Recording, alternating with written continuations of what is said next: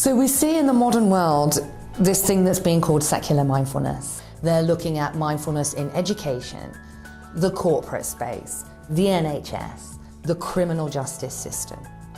Now, if you want to make impact in any of these systems, even though we're in England, which is a kind of Christian country by historical context, you need to be going in on a kind of neutral level.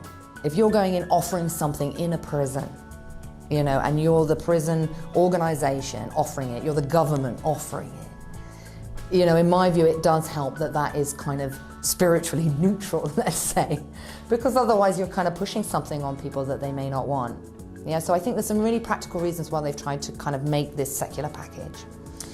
But it is causing problems because of two things. One is the secular training pathway has not really fully been elaborated. And, if you go into a spiritual setting, you've had a teacher that's been practicing for 30, 40 years under close supervision and guidance. And you get it in the NHS as somebody that's been on a weekend workshop, it's not the same thing. But the other issue that's coming is that when people do really practice these things, something happens. They start connecting to a different aspect of self. If they keep practicing, they will reach the parts of mind that begin to sound and look a bit like spiritual practices.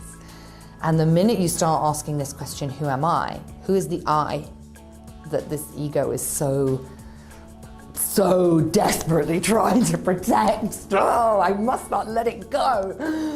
When you start to get to that point of the practice, in my view, you are now entering into a spiritual path, because these are spiritual questions. Who am I? What am I here for? How can I be of service to others? And this is happening, I think. There is a group of certainly teachers in the UK that have now been practicing for quite some time, and they're having different sorts of conversations. It's emerging, let's say, yeah.